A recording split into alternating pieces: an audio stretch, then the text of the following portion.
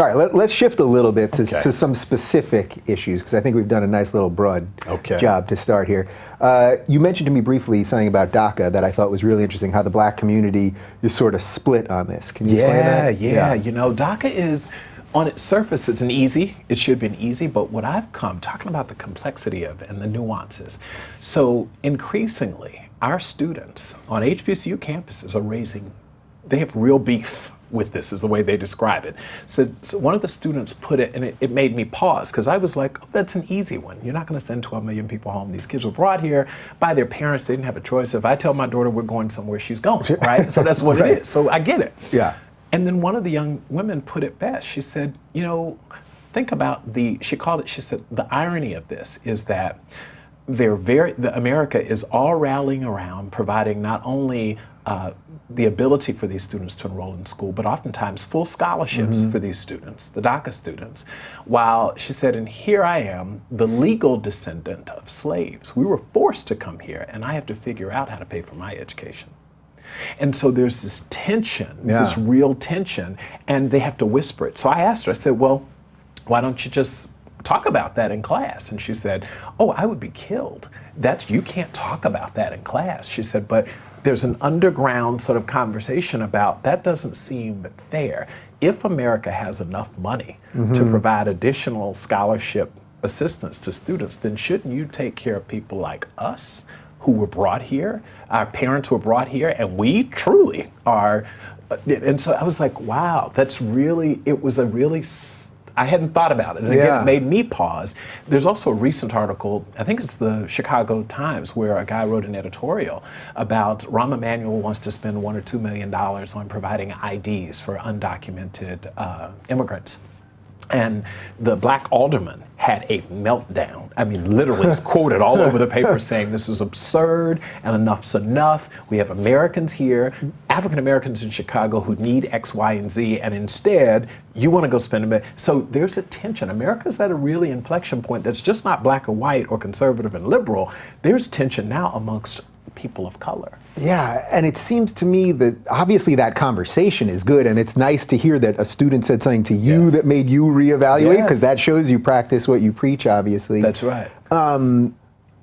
Who's the leader right now? If there, I know you probably get this one all the time, and I don't even like the question in a certain way. No, but I get it. But who should Black America, whatever that is, it's so stupid talking about that stuff, but like, who in your opinion, should the black community be turning to make some sense of this? Because there's the usual cast of characters, and we can name all the ones that you don't like that are on MSNBC every day, and I don't like them either. So let's just forget those guys. But are there some people that we should be looking at that, and I don't even mean just Black America, but no, for people that really care, about freedom? So you make the good point.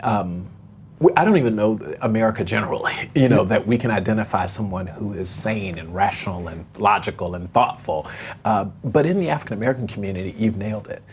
We had a generation of leaders, and they were right for that era and what was going on. Fast forward 20, 30 years, I'm not sure. And I've actually sat with a group of my counterparts, 40s, successful, and said, who's the leader? Who's the voice? What voice captures what's happening in the African American community? Now, to be fair, it's not monolithic. African Americans, like any other community. That's why I don't like the question. That's why we don't like it. Yeah. But it was never monolithic, but we had leaders. Martin Luther King was a leader, although, he wasn't from industry, he didn't, but still he represented, he caught and captured the voice of the community. I have to honestly say, and it's something that bothers me, I don't know who that person is. And I'm not so sure that if you ask 10 black people, 9 of them would say, I'm not sure who that leader is. Yeah, and it's so complex, because do you remember a couple of years ago when Oprah said the thing about how, well, we just need these old racists to die? And she was referencing some people's grandmothers and grandfathers. And I remember thinking, and I have no beef with Oprah, obviously. Got it. But I remember hearing that and thinking, this is so dangerous. It gets back to what we were talking about earlier about how you just live in your times and all that. Like, no one wants to look at their grandparents who grew up in a different time and think, I gotta wait till you just drop dead so you can't vote anymore with the. That makes me think. My grandmother taught school 46 years in Broward County, Florida. And I remembered, she said something to me. Now, I think the world of my grandmother. She's still alive, 93 years old, 94, just had her birthday. And I remembered going down to the University of Miami, and I came home and I said, I think I've met someone.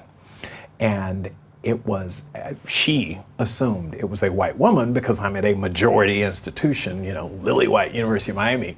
And she said, son, I'd rather you bring a man home than a white woman. Now, this is someone who I adore, and I think the world of her, but I had to stop and pause. It struck me. I remember that. I'd rather you bring a man home than a white woman.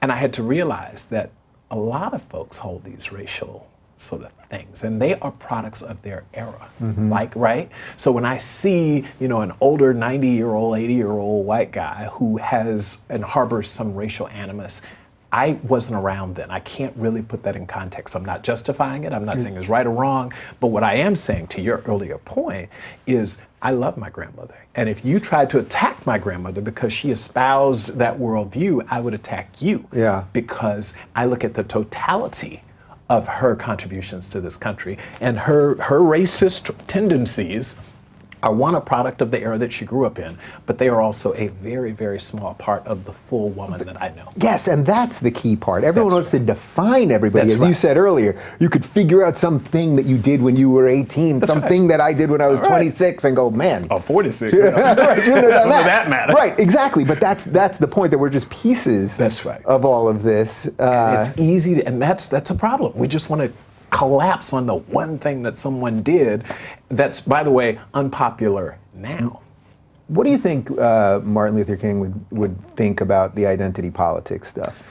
I would like to think, and by the way, I say that because you read so many versions of what Martin thought. I've heard people say he was a Republican, then I've heard people, help, he's a womanizer, he's a this, you just don't know. Yeah, I think you can make interesting arguments on both, that he was a conservative, and now he doesn't want his children to be judged by the color of their skin. That actually sounds a little more like a conservative idea, because that's not an identity politics idea. Yet a lot of his economic stuff was veering more towards socialism in a way. So I think you can argue both. But I think on balance, I believe that he would be he's looking down saying, you know, no system is perfect.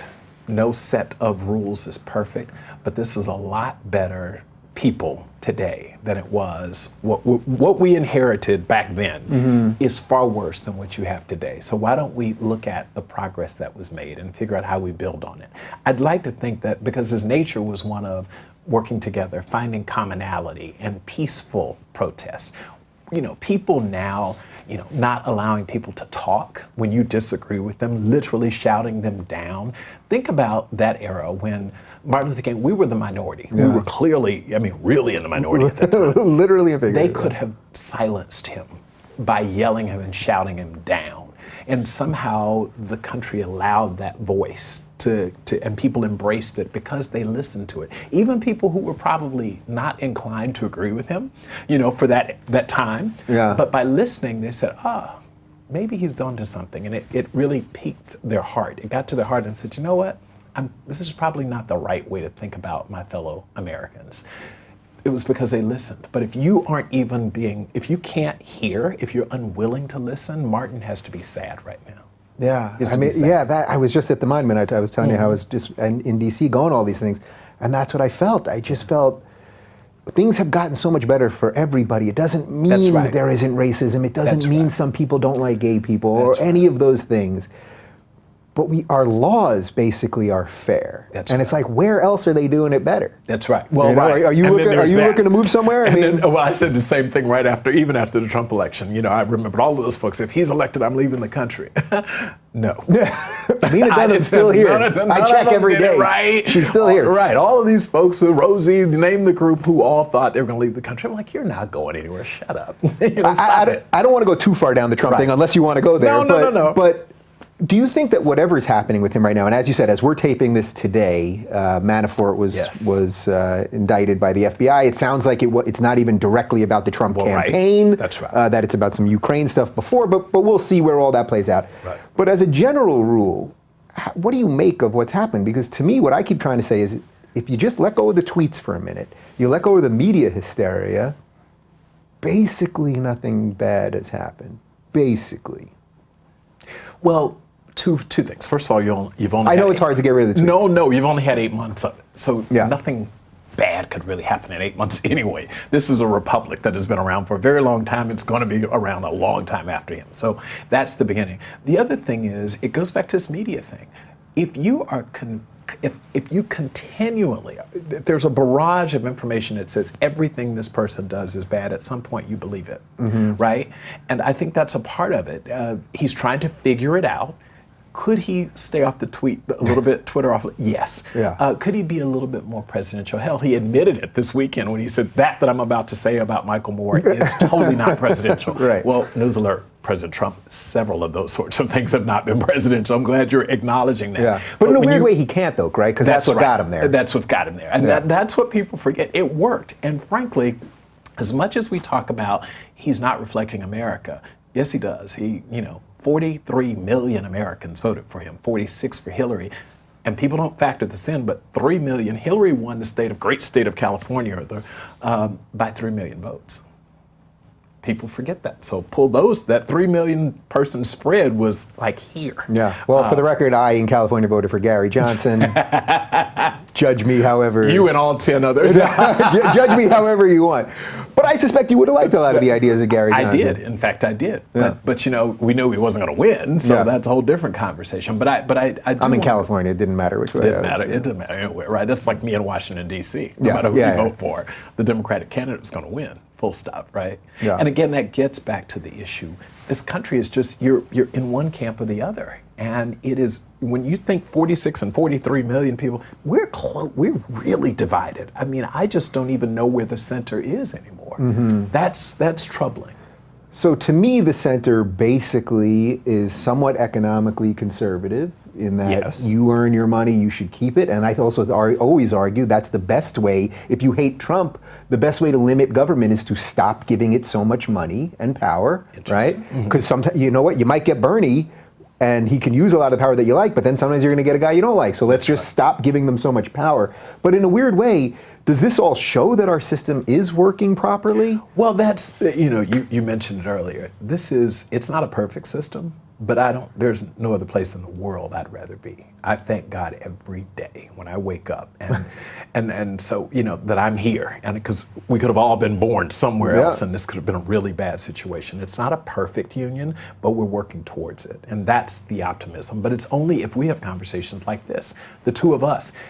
This doesn't appear on mainstream television, by the way. That's the thing that I got to figure out how to get you a big show. Hey, let me be your agent, right? But we have to get out. I believe you could do it. I don't even know that I want it, but I believe that you could do it. We really could, because this voice is what's missing. You're either MSNBC or Fox News. You're Rachel or you're Hannity. Yeah. And that, by the way, doesn't get us any closer to fixing this, because people then divide out. Yeah. That's what we've got to do. Because rational people I think reasonable people can come to some conclusions that this is good for all of us. Yeah, relating this to sort of where we started, as you're saying this, I'm thinking, there's something interesting here. If this identity politics stuff wins the day and they start taking down more monuments and we start judging Thomas Jefferson and the rest of the founders on the morals of today, it's not just that we'll remove them, but we'll actually, all of their good ideas will have to go away. They won't, even if you like a lot of those good ideas, what I mean? Like, they won't just magically keep some of the ideas. You're going to actually remove all of those ideas, and then what are we left with? And it ain't pretty. Right, and it's not America. That's the reality. It's not America, and that's something that we've all got to come to grips with, is that this is not a good direction. The trajectory is all wrong. I'm pleased to say, and all of us have seen, the markets are performing. Financially, you'll do well. But by the way, if you don't have any money, you're not participating in the markets anyway, right? Right. So people like the two of us, we're going to do fine. Yeah. And our families and significant others and stakeholders are all going to do fine. It's the rest of these folks who are being left out. And they, unfortunately, are buying into this narrative that America's bad, and somehow the magic fix is to tax the wealthy. Like, where does that end? Like, who? And so is the appeal of that just because it's sort of lazy thinking? You know what I mean? Like, it just doesn't take much to be like, I want what somebody else has. Like, it's kind of an easy answer. Like, I don't have, somebody else got, they should give me some of that. Like, you don't have to think that hard. Right. You actually have to think harder to understand why you shouldn't or don't deserve someone else's money. But see, and why, maybe, but it's also equally lazy to think if I were a millionaire, I wouldn't want to give more of my money to someone else if I earned it, right? Even if I bought a freaking lottery ticket. Just basic. Take some person who's from a fragile community and who's got limited resources, and you say to them, you won the lottery tomorrow, you won $10 million. $5 million of it goes to the federal government in your state. How does that make you feel? Bad. Yeah, suddenly. You don't, that's lazy. I mean, you don't have to think a lot to say, that's not a good result, right? Yeah.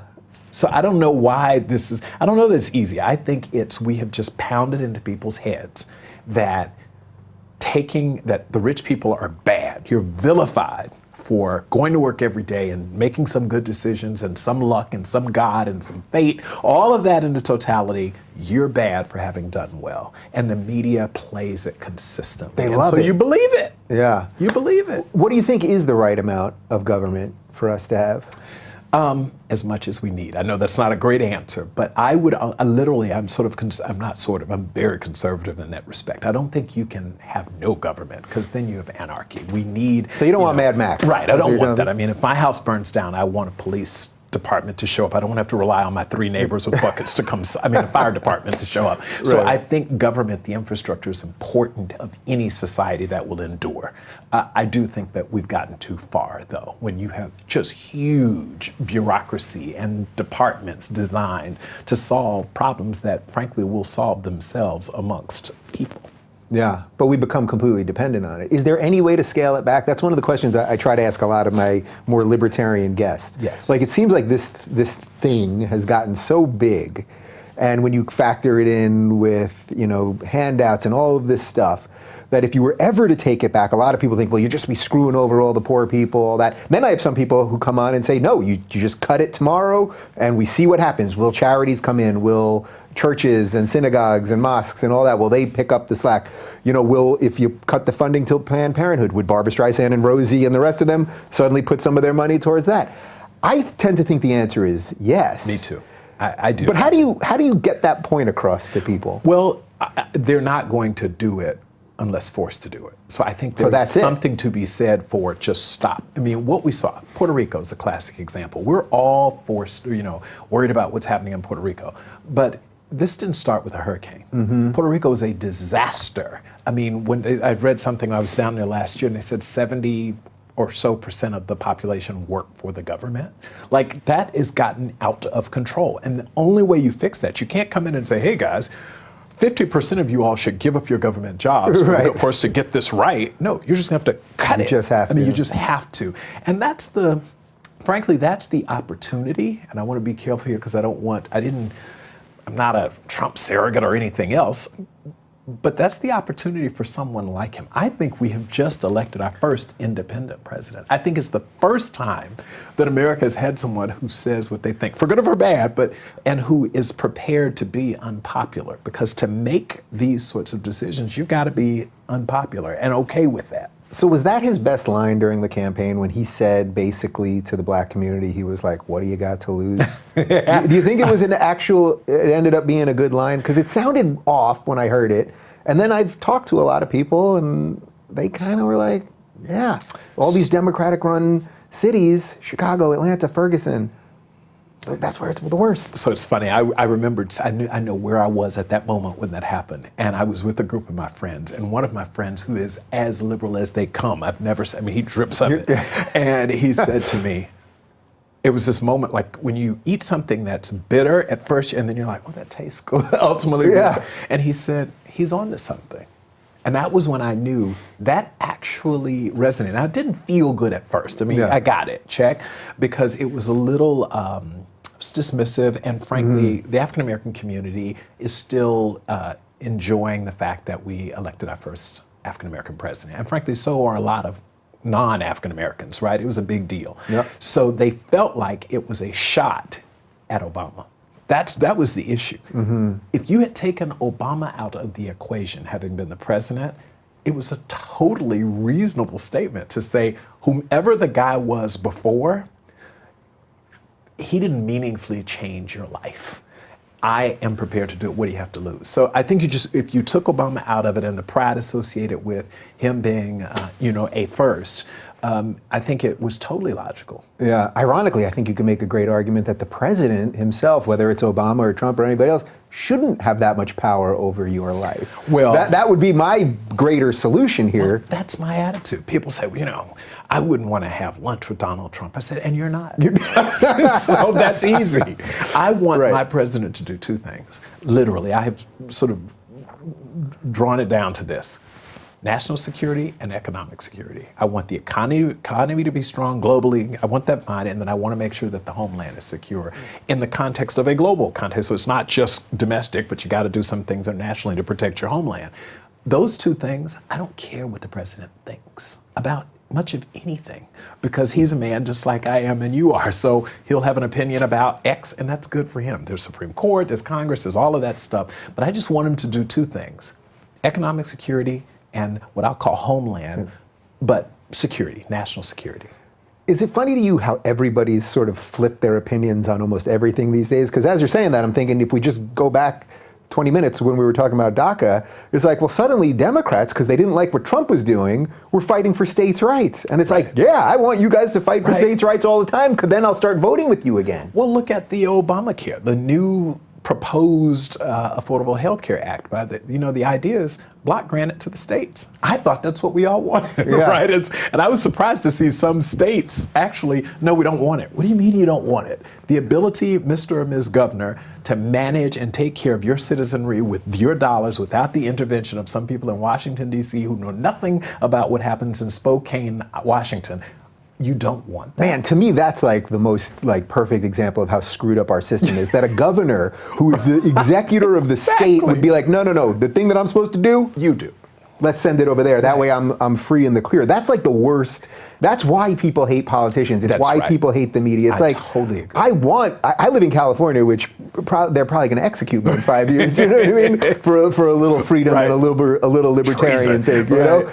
And believe me, if they secede from the union, I'm really. Can I move in with you? Yeah, come on. Actually, have to leave DC. Yeah, that'd be great. I'll meet you in Missouri or something. We'll be fine. That's right, Iowa. But Iowa. That's what I do. But that point basically of everything's being flipped right now. Like everyone's kind of all over the place. It's actually cool. I mean, I know so many people are depressed about it, but what I've been trying to say is there's opportunity here. It doesn't mean it's going to be bad. It doesn't mean it's going to be good, but let's get in there and fight for what you believe, even if you believe in the stuff that I abhor. Right. But they're lazy. I mean, that you use the right word. People are lazy. This is actually fascinating to watch. Now, I want to separate. Earlier I said, I'm nervous about where this is going.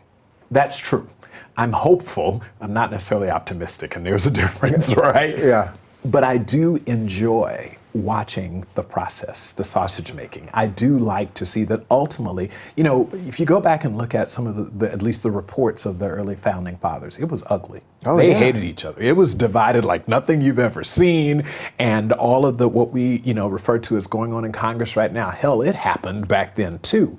This might be the American experience, right? And we just, in time, what we do is we put a painting, we tell a story around it, and it looks so wonderful and dramatic. But the reality is, it's ugly. Operating in this sort of a government, this model of governing is ugly. Yeah, and it's got to be ugly, right? I mean, what's the option? I mean, I think that's what people don't understand. Is like, if anything's going to work, it kind of has to be ugly. I mean, the sausage factory is the right thing. Nobody wants to see how it gets made, but we all like it. No, she like it. Well, I was reading the other day. I know you've seen it. The comments. Boehner is now talking about what happened. Gosh. Right. Suddenly, the man's cursing his brains out. And the idea that literally he said the guy either pulled a gun or a knife on him or something. One of his fellow members in Congress, and it's just fascinating. It literally, he said, but that's within the party. Yeah. So the idea that somehow the tension is bad, maybe not so much. Yeah, it's also funny because you'll always hear all these media people and politicians be like, House of Cards is the most realistic show ever. And it's like, well, there's an awful lot of murder and drug use and evil backdoor deals, and you guys are all kind of telling us. That's right. You're all showing it to us. All right, well, we could go a far rabbit hole on that one. So let's shift to your future, because you mentioned earlier, so you are leaving the organization at basically the end of next month. Right. And where are you going? What are you doing? So I'm going to run an organization called the Society for Human Resource Management, SHRM. And it's the world's largest association dedicated to human resources. It's a trade association for the profession of human resources professionals. And, so some have said, wow, that's kind of out there. Well, no, it isn't, for a couple of reasons. First of all, I've been in higher ed for the last 7.5 years. If you ask 9 out of 10 college students, why did you go to college? It's to get a good job. Period.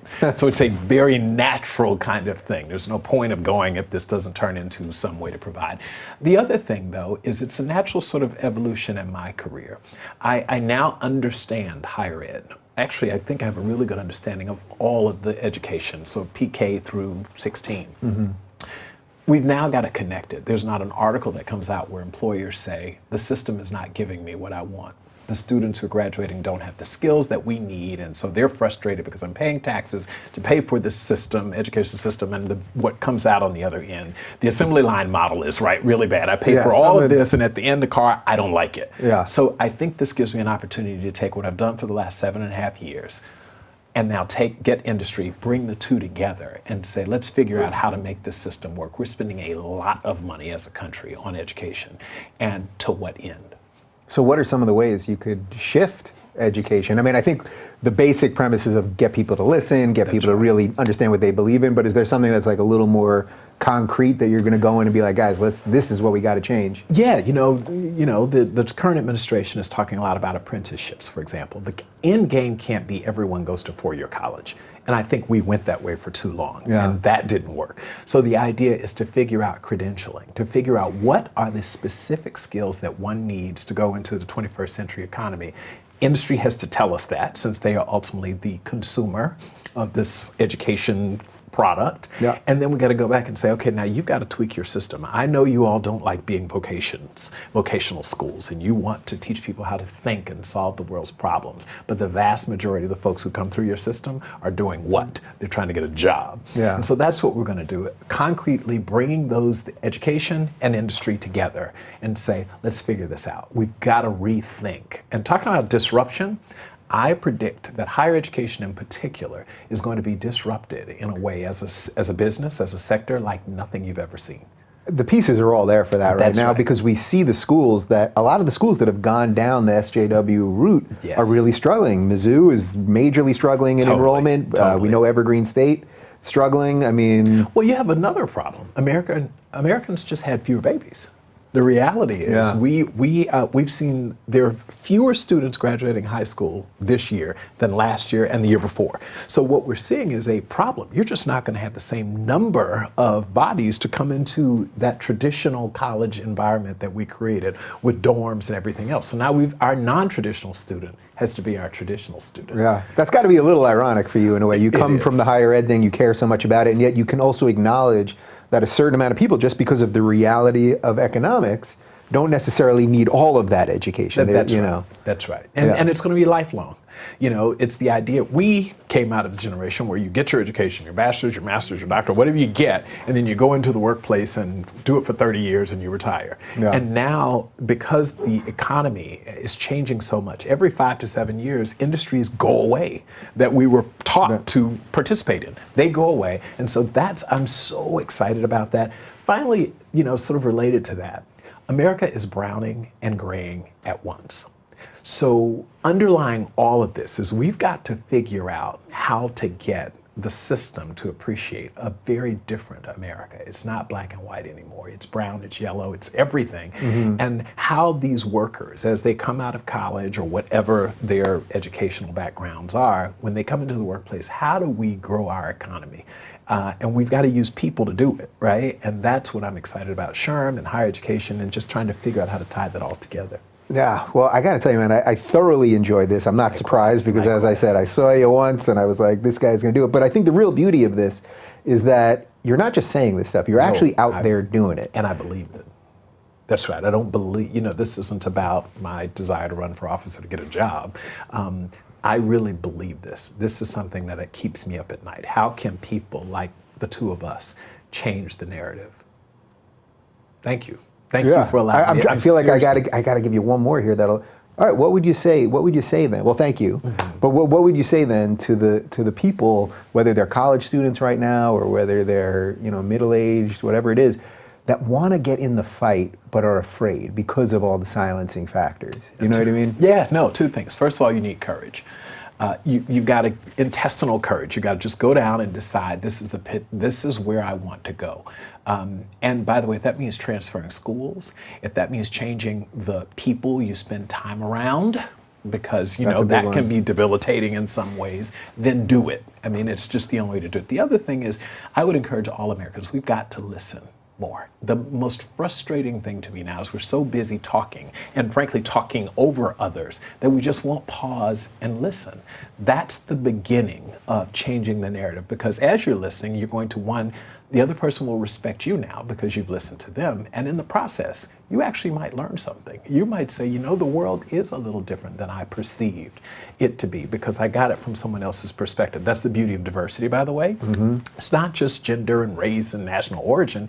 It's diverse perspectives, how another person sees the world. If we can get those two things down, first of all, listen, but then courage. It takes a lot, frankly, for me to be right here. The best thing in the world, if I aspire to be a congressman and a member of, the CBC and there's a narrative that I'm supposed to follow.